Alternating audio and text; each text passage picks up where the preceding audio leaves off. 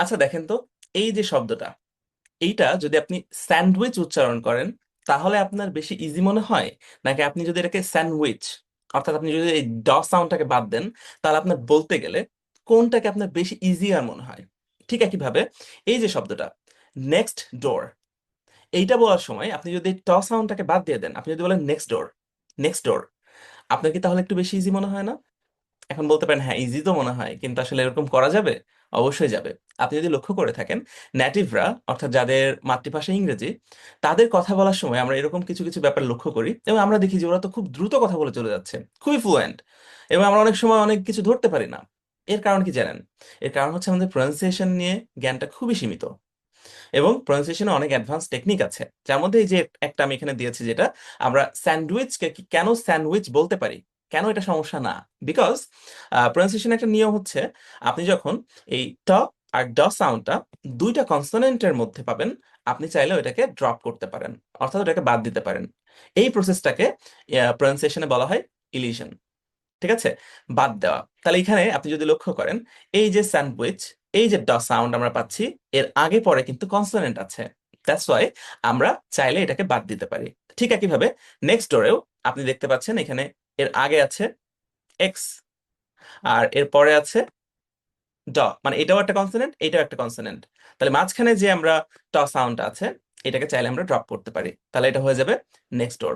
ঠিক একইভাবে এই যে আমাদের প্রতিষ্ঠানের নাম নেক্সট জেন, আমি যদি একসাথে নেক্সট জেন বলতে যাই, এটা কিন্তু একটু প্রবলেমেটিক মনে হয়, এবং আমি সাধারণত নিজের স্ট্রাগল করি যখন আমি ক্লাসে সবাইকে ওয়েলকাম করি, welcome to next gen institute, আমি সবসময় বলি নেক্সট জেন, নেক্সট জেন বলি না। এখন আপনি বলতে পারেন যে এটার কারণ কি আসলে? হ্যাঁ, এই নিয়মটা তো এমনি এমনি আসেনি। এর কারণ হচ্ছে দেখেন, আপনি যখন একটা ধরেন ওষ্ঠ বর্ণ যেগুলা, হ্যাঁ, প, ফ, এগুলা সব হচ্ছে আপনি ঠোঁট থেকে, এখান থেকে হচ্ছে উৎপন্ন হচ্ছে সাউন্ড গুলা। দেখেন আপনি ঠোঁটের মাধ্যমে এটাকে ওষ্ঠ বর্ণ বলছে। আর অন্যদিকে আপনি যখন আর একটা কোনো বর্গীয় বর্ণ, মানে আমি বাংলা দিয়ে বলছি যাতে আমাদের সুবিধা হয় বুঝতে, যখন কণ্ঠ বর্গীয় যেমন ক, খ যখন বলছি, যখন জ বলছি, এগুলো আমরা অন্য একটা জায়গা থেকে উচ্চারণ করছি। তো একসাথে যদি উচ্চারণ করতে যাই, একবার আমার ঠোঁট ব্যবহৃত হচ্ছে, একবার আমার কণ্ঠ ব্যবহৃত হচ্ছে, একবার তালু ব্যবহৃত হচ্ছে, তাহলে ওইটা কিন্তু এতটা স্মুথ না। ওই জন্য আমরা অনেক সময় আমাদের কথাটা জড়িয়ে যাই। এইটাকেই আমরা এইভাবে যদি অ্যাডভান্স টেকনিক গুলা শিখতে পারি, আমরা কিন্তু খুব সহজে সাবলীল ভাবে ইংরেজিতে কথা বলতে পারবো। আচ্ছা, এরপরে কনসেপ্টটা যদি একটু দেখেন, এই যে একটা শব্দ, আমরা এটাকে বলি প্রেজেন্ট। হ্যাঁ, এবার আমরা যারা জানি এই শব্দটার অর্থ কি, এর কিন্তু একাধিক অর্থ হতে পারে। যেমন প্রেজেন্ট মানে উপহার হতে পারে, যেমন I brought you a present, হ্যাঁ, আমি তোমার জন্য একটা উপহার নিয়ে এসেছি।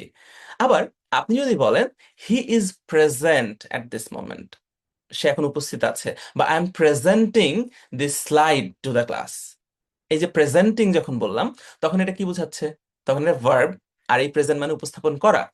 তাহলে আপনার মাথায় প্রশ্ন আসতে পারে, দুইটার স্পেলিং তো এক। এখন আমি যদি আপনার প্রশ্ন করি কোনটা ভার্ব কোনটা নাউন, আপনি হয়তো বলতে পারেন যে আমি এটা সেন্টেন্সের মধ্যে ব্যবহার দেখবো, কিন্তু আমি আপনাকে পুরো সেন্টেন্স দিলাম না। শুধু আপনি শুনে, শুধু একটা শব্দ শুনে বুঝতে পারবেন? বোঝা কিন্তু যায়। সেটা কিভাবে? সেটা হচ্ছে স্ট্রেসের মাধ্যমে।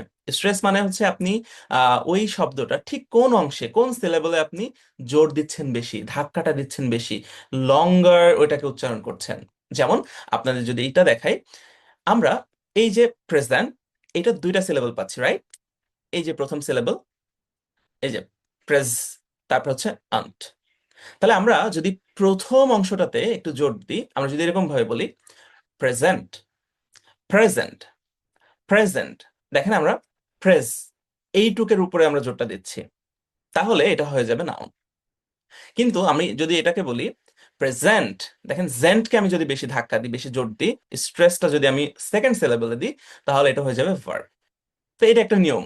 হ্যাঁ, যদি একই বানানের কোনো শব্দ, যদি আপনি প্রথম যে সিলেবলটা আছে সেখানে স্ট্রেস দেন, তাহলে সেটা নাউন অথবা অ্যাডজেক্টিভ। আর ওইটার যদি আপনি সেকেন্ড সিলেবলে ওইটাতে স্ট্রেস দেন, তাহলে ইট ফাংশনস অ্যাজ এ ভার্ব। তাহলে এইটাও আমাদের একটা অ্যাডভান্স প্রনাউন্সিয়েশনের টেকনিক।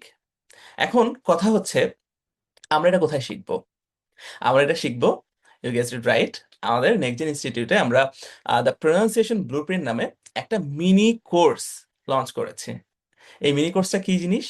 মিনি কোর্স হচ্ছে, এখানে আমরা মোট 10টা, 10 থেকে 11টা ক্লাস, এবং এই ক্লাসগুলো কিন্তু ডাইনামিক, অর্থাৎ মনে করেন আপনি এখন কোর্সটা কিনলেন, আজ থেকে 2 মাস পরে কোর্সে যদি কোনো একটা বিষয় আমার কাছে মনে হয় যে না, ইট শুড বি চেঞ্জড, বা এই জায়গাতে আরেকটু যদি এটা অ্যাড করা যায় ভালো হয়, তাহলে ওইটা কিন্তু প্রতিনিয়ত আপডেটেড হতে থাকবে। প্রথমে একটা ভুল ধারণা ভাঙিয়ে দিই, সেটা হচ্ছে এটা মোটেও কোনো সাধারণ স্পোকেন ইংলিশ কোর্স না। যদি আপনি সেটার জন্য এসে থাকেন, তাহলে I am sorry, this is not for you. মার্কেটে অনেক স্পোকেন ইংলিশ কোর্স আছে, এবং এইটা কোনো ট্রেডিশনাল ওইরকম কোর্স না। সত্য কথা বলতে, এই কোর্সটা কাদের জন্য, আমরা যদি সেটা নিয়ে চিন্তা করি, দেখেন, প্রথমত আমরা এখানে কোনো গ্রামার নিয়ে আলোচনা করছি না, আমরা এখানে স্পোকেনের টেকনিক দেখাচ্ছি না। তবে হ্যাঁ, আমরা এখানে যেটা দেখাচ্ছি সেটা সরাসরি related to your spoken English and grammar as well. ঠিক আছে? কারণ এখানে আমরা শব্দ, এখানে আমরা ধ্বনি, সাউন্ড নিয়ে আলোচনা করব। এখানে আমরা আলোচনা করছি আপনাদের যে বাংলিশ প্রবণতাটা আছে, ইংরেজি উচ্চারণের মধ্যেও একটা বাংলার প্রবণতা। এটা কেন? বিকজ আমরা ছোটবেলা থেকে আমাদের যে আর্টিকুলেশন মাসেল গুলা, হ্যাঁ, আমরা যে উচ্চারণটা করি, আমরা কিন্তু উচ্চারণ করি কিভাবে দেখেন। আমি প্রথমে শিখেছি এইটা, বাংলাতে এটাকে আমরা বলি প। প, ওষ্ঠবর্ণ, দুইটা ঠোঁট একসাথে করে আপনি বলছেন প। এখন এটা দিয়েই আমি যখন ইংরেজিতে এইটা উচ্চারণ করি, এইটাকে আমরা কি বলি বলেন তো? আমরা বলি পি, এই যে ঠোঁট দিয়ে। কারণ আমি মনে করি যে এই যা প, তাই হচ্ছে পি। কিন্তু আসলে ইংরেজি আর বাংলার মধ্যে তো একটা পার্থক্য আছে। বাংলাতেও দেখেন, এটাকে প বললেও আমরা কিন্তু এইটার উচ্চারণ, যদি এটা অ্যাসপাইরেটেড হয়, আমরা কিন্তু এটাকে বলি ফ। দেখেন, আমরা যখন এই যে এফ উচ্চারণ করব, যখন ভি উচ্চারণ করব, এইগুলো আর্টিকুলেশন পুরাটাই আলাদা। এখন আপনি বলতে পারেন, এটাকে যদি আমি ফ এর মতো উচ্চারণ করি, তাহলে এটাকে কিসের উচ্চারণ করব? এটারও কিন্তু একটা আলাদা আর্টিকুলেশন আছে। যেমন আপনি এটাকে উচ্চারণ করবেন, এই যে উপরের পাটির দাঁতের সাথে আপনার নিচের ঠোঁটটা কামড়াতে হবে, এরকম ভাবে, এফ, ফ, ফ, ফ, সজোরে বাতাস বের করে দিতে হবে। সো এই যে আর্টিকুলেশনটা ডিফারেন্ট, আপনি যদি এইটা আগে থেকে শিখতেন ছোটবেলা থেকে, তাহলে কিন্তু আপনার এই ঝামেলাটা হতো না। দেখেন, আরবিতেও আপনারা যারা আরবি শিখেছেন, আরবিতে আমরা জানি মাখরাজ আছে। হ্যাঁ, আরবি হরফের পাশাপাশি আমরা মাখরাজ শিখতে হয়। যেমন আপনি আইন, আইন আপনাকে বলতে হয় এইভাবে একটু চাপিয়ে। আপনি যখন জিম বলেন, দেখেন এটা কতটা স্ট্রংলি বলতে হয়। সো এই ঠিক একইভাবে প্রত্যেকটা ভাষায় কিন্তু এরকম আলাদা আলাদা মাখরাজ আছে, আপনাকে এই মাখরাজটা শিখতে হবে। তাহলে আপনার কি হবে দেখেন, এই কোর্সটা, আমি যে বলছিলাম যে ইউটিলিটিটা কি, এই কোর্সটা কাদের জন্য? এই কোর্সটার মূল প্রয়োগটা হচ্ছে আপনার ক্লিয়ার কমিউনিকেশন, অর্থাৎ আপনার কমিউনিকেশন স্কিলটা আপনি যদি আরেকটু ডেভেলপ করতে চান, এনহ্যান্স করতে চান। যেমন আপনি যদি চান যে বিদেশিরা আপনার কথা বুঝুক সহজে, এবং আপনিও তাদের কথা বুঝেন, তাহলে এই কোর্সটা আপনার জন্য। আপনি যদি চান যে স্পোকেনের সময়, অর্থাৎ আপনি যখন কথা বলবেন, তখন আপনার কনফিডেন্সটা একদম হাইয়েস্ট লেভেলে থাক, then this course is for you. আপনি যদি চান আপনি ভবিষ্যতে আইএলটিএস অথবা যে কোনো ল্যাঙ্গুয়েজ টেস্টিং সিস্টেম, যেমন আপনার পিটি হোক, ডুওলিঙ্গো হোক, যে কোনো ল্যাঙ্গুয়েজ প্রফিসিয়েন্সি টেস্ট দিবেন, সেটার জন্য আমি বলবো এটা ডিরেক্টলি আপনাকে বেনিফিট করবে। যেমন আপনারা যারা আইএলটিএস এর সম্পর্কে অবগত আছেন, আপনারা জানেন যে আপনাদের স্পিকিং, লিসেনিং, রিডিং, রাইটিং, তাই না, এই 4টা মডিউলের টেস্ট নেওয়া হয়। সো লিসেনিং এর ক্ষেত্রে, যেমন লিসেনিং এর পার্ট 1-এ আপনি এমন এমন কিছু স্পেলিং এ আপনাকে বলবে, কোন একটা নাম, কোন একটা অ্যাড্রেস, কোন একটা ইয়ার, এগুলো স্পেলিং একে একে বলবে। আপনি কিন্তু সেটা শুনে শুনে এখানে হচ্ছে ফিল করতে হবে। আর আপনি যদি কোনোভাবে ওই সাউন্ডটা সম্পর্কে অবগত না থাকেন, আপনাকে একটা সাউন্ড বলা হলো, আপনি আর একটা সাউন্ড শুনলেন, তখন কিন্তু আপনি ওই উত্তরটা ভুল করবেন। ঠিক একইভাবে স্পিকিং এর সময়ও যারা এক্সামিনার আছেন, তাদের কথাটা আপনার বুঝতে হলে বা আপনার নিজের কথাটা সাবলীলভাবে বলতে হলে, আপনার কনফিডেন্সটা তো থাকতে হবে, আপনার উচ্চারণটা শুদ্ধ হতে হবে, তাই না? তো টার্গেট গ্রুপ হচ্ছে, প্রথম, আমরা যদি বলি কোনো ল্যাঙ্গুয়েজ প্রফিসিয়েন্সি টেস্ট আপনি যদি ভবিষ্যতে দিতে চান, এখানে আমি লিখে রেখেছি আইএলটিএস ক্যান্ডিডেট। সো আপনার জন্য এটা ডিরেক্টলি বেনিফিট করবে। দ্বিতীয়ত, আপনারা যারা বাইরে বিদেশে পড়াশোনা করতে যেতে চান বা এমনিতে যেতে চান, তাদের জন্য ভিসা ইন্টারভিউ বলেন বা যে কোনো প্রস্তুতির জন্য এটা আপনার জন্য খুবই ভালো একটা চয়েস হবে। আর থার্ডলি, জেনারেল যারা পিপল আমরা আছি, সেটা আমরা হতে পারি কোনো ওয়ার্কিং প্রফেশনাল, যেটা আমার হচ্ছে অফিসে হয়তো প্রেজেন্টেশন দিতে হয়, বা আমি ইউনিভার্সিটি স্টুডেন্ট, আমার হয়তো ক্লাসে প্রেজেন্টেশন দিতে হয়, বা আমি নর্মাল স্টুডেন্ট, আমি শিখতে চাই ইংরেজি সঠিক আর্টিকুলেশনটা, আমার হচ্ছে উচ্চারণটা সমস্যা, আমি শিখতে চাই। So this course is design for all. এখন আসেন আমরা একটু আগামী 5টা মিনিট আমাকে সময় দিবেন, আমি আপনাকে বুঝিয়ে দিচ্ছি যে what went wrong in our learning process, যে ছোটবেলা থেকে আমাদের আসলে কোন সমস্যাগুলো হয়েছিল, মেন ঝামেলাটা কোথায়, আমরা এই কোর্সে কি কি অফার করছি, সম্পূর্ণটা দেখে আপনি নিজেই বাছ বিচার করতে পারবেন আপনার জন্য এই কোর্সটা কিনা। ঠিক আছে? সো দেখেন, প্রথম ব্যাপারটা হচ্ছে আমরা ইংরেজদের মতো করে কথা কেন বলতে পারি না, মানে ইংরেজিতে। এর প্রধান কারণ কি জানেন? বাংলা আর ইংরেজিকে আমরা এক পাল্লায় চিন্তা করি। ওই যে একটু আগে আমি যেমন বললাম যে আমরা বাংলা ভাষার যে সাউন্ড গুলো আছে, যেমন এটাকে বলছি প, এটাকে বলছি ট, এটাকে বলছি ক, সরাসরি ইংরেজিতে আমরা এটা মনে করি এই প মানে হচ্ছে পি, আমরা বলি পি। এই ট মানে হচ্ছে টি, এই ক মানে হচ্ছে কে। কিন্তু আমরা যখন অ্যাসপাইরেটেড করছি, এইগুলাকে কিন্তু এরকম ভাবে বলা যাবে না। আমরা এটিকে হচ্ছে ঠ, হ্যাঁ, ঠ এর মতো উচ্চারিত হয়। এই কে খ এর মতো উচ্চারিত হয়। So English sounds require different mouth muscle. তাহলে আপনাকে এখন কি করতে হবে দেখেন, আমাদের এই কোর্সের স্ট্রাকচারটা আমি একটু বলে দিচ্ছি। সো প্রথম 4টা ক্লাসে আমরা যেটা শিখবো সেটা হচ্ছে সাউন্ড গুলাকে শিখবো। দেখেন, আমরা জানি যে ইংরেজিতে 26টা লেটার রয়েছে ইংলিশ অ্যালফাবেটে, তাই না? ওই যে এই থেকে জেড পর্যন্ত। বাট এই 26টা অ্যালফাবেটের কিন্তু উচ্চারণ মোট এই যে 44টা সাউন্ড হয়। তাহলে দেয়ার আর 44 সাউন্ডস ইন ইংলিশ ল্যাঙ্গুয়েজ। তাহলে আমাদের এই 44 সাউন্ড শিখতে হবে, ফনিমস যেটাকে আমরা বলছি, ধ্বনি। তাহলে আমরা এই সাউন্ড শিখবো, পাশাপাশি আমরা শিখবো হচ্ছে আইপিএ। আইপিএ মানে হচ্ছে ইন্টারন্যাশনাল ফনেটিক অ্যালফাবেট। অনেক সময় আপনারা গুগলে বা ডিকশনারিতে দেখবেন যে এরকম ভাবে লেখা থাকে। হ্যাঁ, আমরা একটা উচ্চারণ, একটা ইয়ে দেখি, এই যে এইরকম একটা বর্ণ ব্যবহার করে যেটা আমরা সাধারণত বুঝতে পারি না। যেমন এই যে ক্যাট, ক্যাট কেন কে দিয়ে লেখা আছে, তারপর এটা আবার কি জিনিস। এইটা হচ্ছে আপনি যদি শিখে ফেলতে পারেন একবার, তাহলে আপনার জন্য এটা হয়ে যাবে ওয়ে ইজিয়ার। আপনাকে আর কারো কাছ থেকে শুনতে হবে না, আপনি নিজেই বুঝতে পারবেন কোনটা সঠিক উচ্চারণ। তাহলে আমরা শিখবো এই আইপিএস সিম্বল আমাদের এই কোর্সে। তো আমরা বললাম তাহলে প্রথম যেই 4টা ক্লাস আছে, প্রথম ক্লাসে আমাদের পুরো ওভারভিউ থাকবে।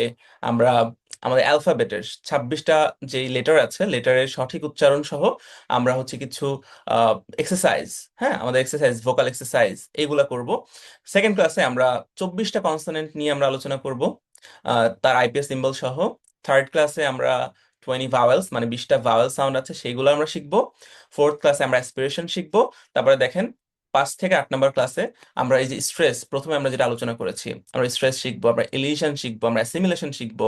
তারপরে এই যে অনেক শব্দ আছে না যেগুলো আমরা জানি যে লেটার আছে বাট উচ্চারিত হচ্ছে না, যেমন সাইকোলজিতে প্রথমে দেখবেন একটা পি আছে, নিউমোনিয়াতে একটা পি আছে, বা আইল্যান্ডে একটা ধরেন এস আছে, আমরা ইসল্যান্ড কিন্তু বলি না।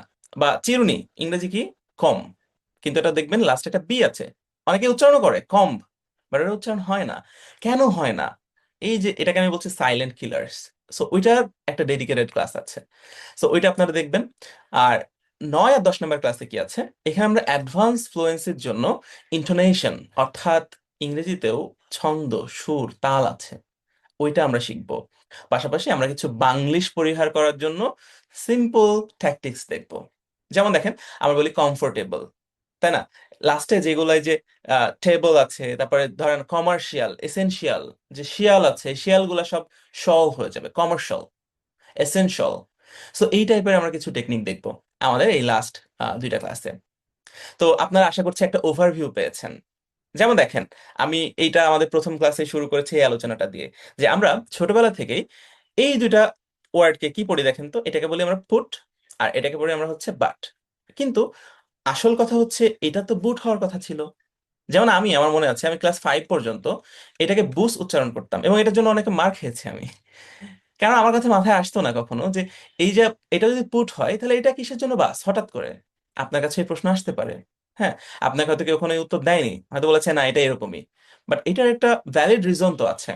হ্যাঁ, অনেকে হয়তো আপনাকে বলবে হ্যাঁ আপনি আইপিএ তে দেখেন, আইপিএ তে দেখবেন যে এটা হচ্ছে সাউন্ড আছে, হ্যাঁ, এখানে সাউন্ড নেই। কিন্তু আইপিএ তো কেন হলো? 400 বছর আগে যদি আপনি ফিরে যান, তখন কিন্তু এই 2টার উচ্চারণ ছিল ফুট, বুট। কিন্তু আপনারা জানেন, সময়ের সাথে সাথে ভাষা, ধ্বনি এগুলো পরিবর্তন হয়, বাংলাতেও হয়েছে, তাই না? বাংলাতে আগে ছিল হস্ত, হত্থ, তারপর এখন হাত, হয়তো ভবিষ্যতে আরো পরিবর্তন হবে। ঠিক একইভাবে এইটা বুট থেকে আস্তে আস্তে আস্তে আস্তে কি হয়ে গেছে, বাট হয়ে গেছে। বাট এইটার যেটা ঝামেলাটা হয়েছে সেটা হচ্ছে ওই উচ্চারণের সাথে সাথে স্পেলিংটা পরিবর্তন হয়নি, স্পেলিংটা থেকে গেছে আগেরটা, বাট উচ্চারণটা হচ্ছে নতুন আপডেটেড উচ্চারণ।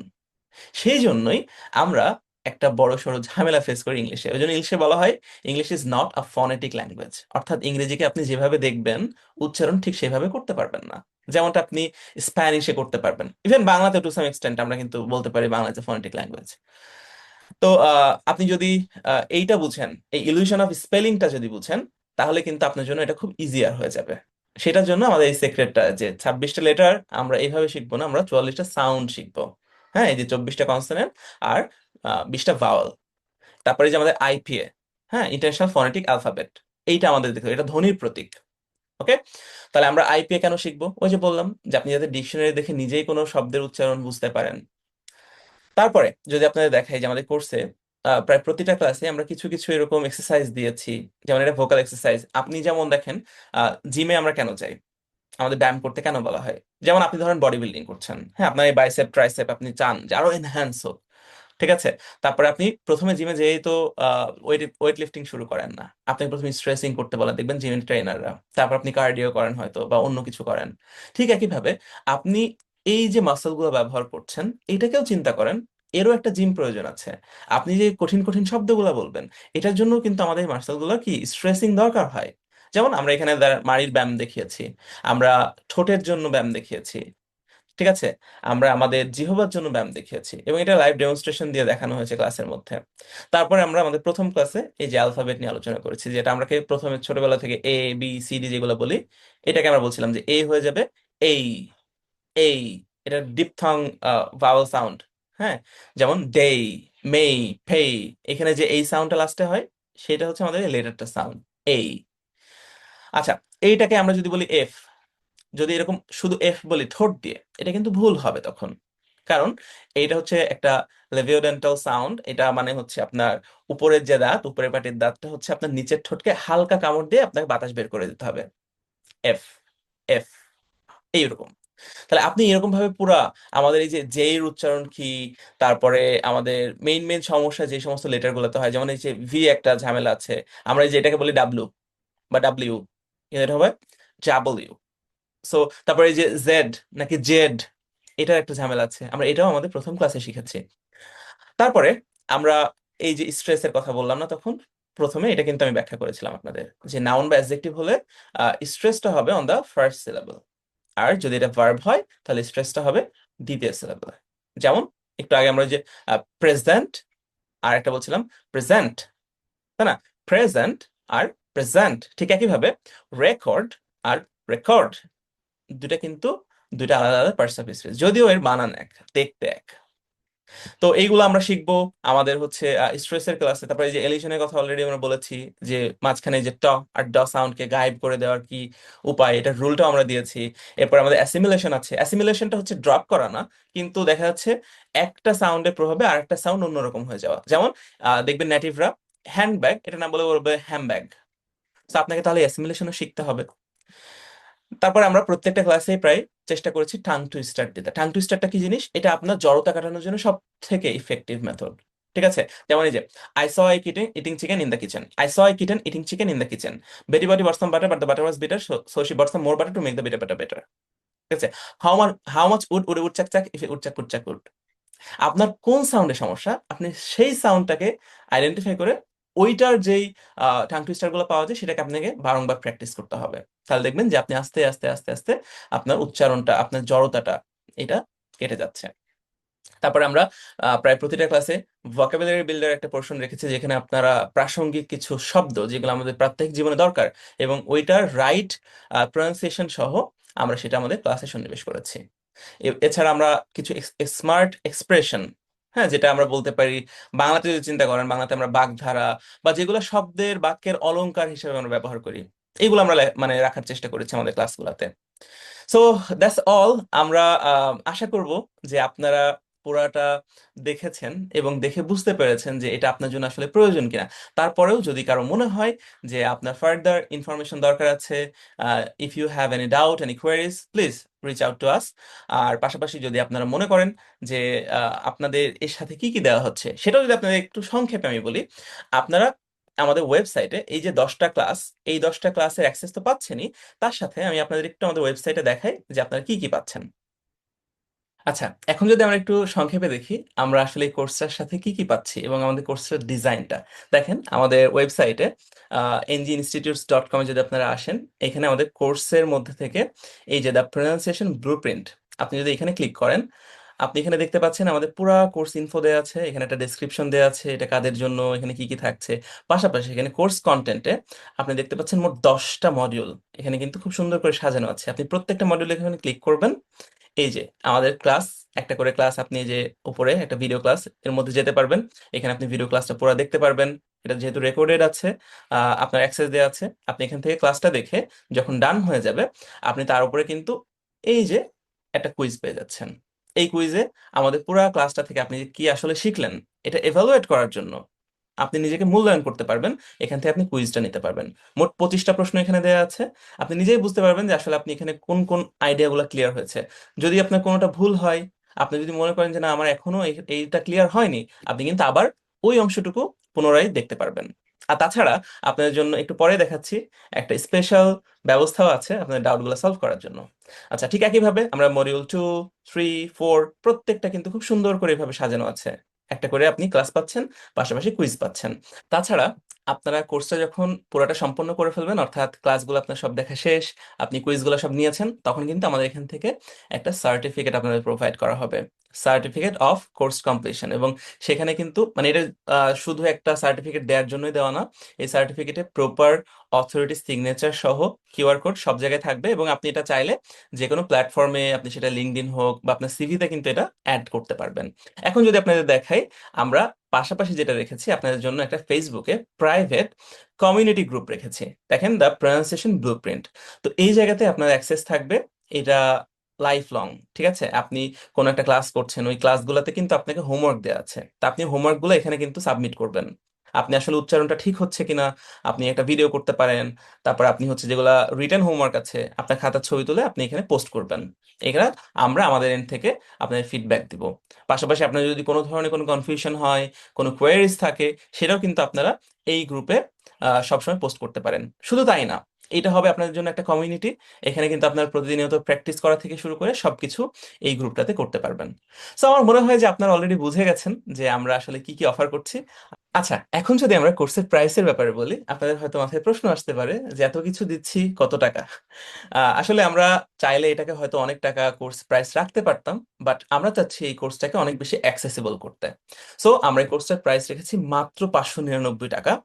তবে হ্যাঁ, আপনি যদি ওই ভাগ্যবানদের মধ্যে একজন হন যিনি প্রথম 50 জন, মানে কোর্সটা যদি পারচেস করেন, আপনি প্রথম 50 জন যদি হয়ে থাকেন, তাহলে আপনি মাত্র 299 টাকাতে এই কোর্সটা পারচেস করতে পারছেন, হুইচ ইজ লিটারেলি নাথিং। আপনার হয়তো এক প্লেট বিরিয়ানির দামের থেকে বেশি। তবে আমি বলবো যে অবশ্যই আপনারা এই সুযোগটা হাতছাড়া করেন না। আর আপনাদের পাশাপাশি যারা মনে করেন যে এই কোর্সটা থেকে বেনিফিট করতে পারবে, হয়তো আপনার ছোট ভাই বোন আছে, আপনার বন্ধু আছে যার হয়তো দরকার, চাইলে আমাদের এই কোর্সটা আপনারা রেকমেন্ড করতে পারেন। তো সবাইকে অনেক অনেক শুভকামনা জানিয়ে সবার জন্য অনেক অনেক উইশেস থাকলো। আমার জন্য দোয়া রাখবেন। আসসালামু আলাইকুম।